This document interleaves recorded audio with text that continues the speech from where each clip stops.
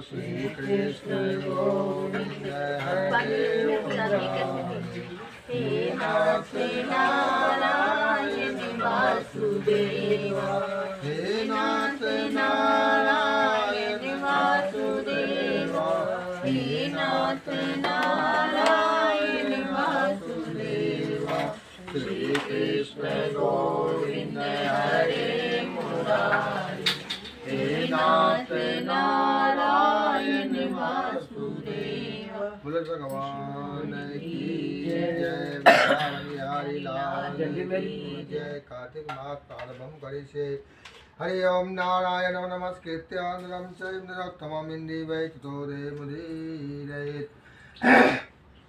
कथा प्रारंभम। अब श्री 30वां अध्याय में क्या कहते हैं भगवान श्री कृष्ण जी महाराज ने क्या कहा। पहले उज्जैन में एक महापापी और दुरात्मा धनेश्वर नामक ब्राह्मण रहता था। वह रत्न चमड़ा और कम्बल आदि का व्यापार करता था। वैश्यगामी तथा वह मद्यपान आदि बुरे कर्म क्या करता था, चूँकि वह दिन रात पाप में रत रहता था, इसलिए वह व्यापार के लिए भी नगर नगर घूमता था। वह एक दिन महिषमतीपुरी में जा पहुंची। महिषमतीपुरी चूँकि राजा महिष ने बसाए थे, इसलिए बस राजा के नाम पर वह विख्यात थी। नगर के पास ही पापनाशनी पुण्य कारणी भगवती नर्मदा बहती थी। उस नदी के किनारे देश देशांतर से आए हुए यात्री कार्तिक व्रत करने के लिए कुछ दिनों के लिए ठहरा करते थे। वह उन कार्तिक व्रत करने वाले प्राणियों को वहाँ ठहरा देख वह दुष्ट धनेश्वर भी इधर उधर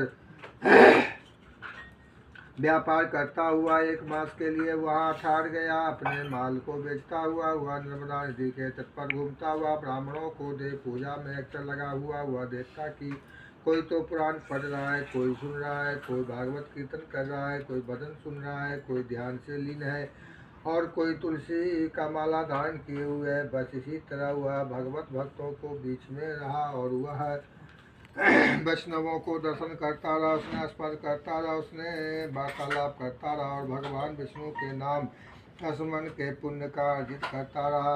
हुआ कार्तिक व्रत के उद्यापन विधि था, जागरण को भी देखता रहा।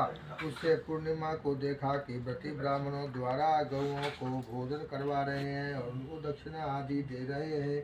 उसने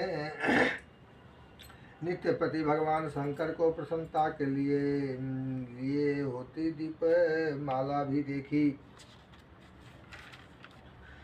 और त्रिपुर नामक राक्षस के तीनों पुरों को भगवान शंकर ने इसी तिथि को जलाया था। इसी कारण से भगवान शिव के भक्त इस तिथि को दीप उत्सव मानते हैं।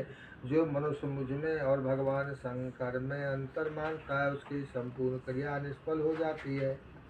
धनेश्वर की वहाँ भी पूजा विधि देकर या इधर उधर घूम रहा था कि उसे एक काले सर्प ने काट लिया और वह भूमि पर गिर पड़ा। वही दिशा देखकर वहाँ को दया भक्तों ने उन्हें चौहूर से घेर लिया और उनके मुंह पर तुलसी दल मिश्रित जल से छींटे देने लगा और सब उसके प्राण निकले। तो वह यमदूत उसके बांधकर कोड़ों से मारते हुए जमराज को ले गए। उसको देखकर चित्रगुप्त ने जम के कहा, इसने बाल्यकाल से लेकर आज तक के जो काम किए हैं उनके जीवन में पुण्य लेश मात्र भी दिखाई नहीं दे रहा है। यदि मैं पूरा 1 वर्ष आपको सुनाता रहूं तो भी इसके पापों की सूची समाप्त नहीं होगी। यह महापापी है, अतः उसको एक कल्प एक घोर नरक में डालना चाहिए। चित्रगुप्त की बात सुनकर धर्मराज ने बड़े क्रोध में भरकर उसको अपना कालनेम के समान भयंकर रूप दिखाते हुए अपने अनुचरों को आज्ञा दी।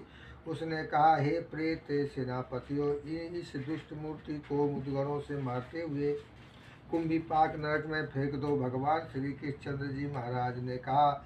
यह सुनकर प्रेत सेनापति ने मुद्गरों से उसका सिर तोड़ते हुए कुंभीपाक नरक में ले जाकर खौलते हुए तेल में कढ़ाई में छोड़ दिया। प्रेत सेनापतियों ने ज्यों ही उसे तेल की कढ़ाई में फेंका, त्यों ही लपलपाती हुई आग अपने आप ठंडी हो गई। जैसे ही प्रहलाद की अग्नि में डालने से वह अग्नि ठंडी हो गई थी। वह विचित्र घटना देखकर प्रेत सेनापतियों ने जमराज के पास जाकर सारा वृतांत कहा।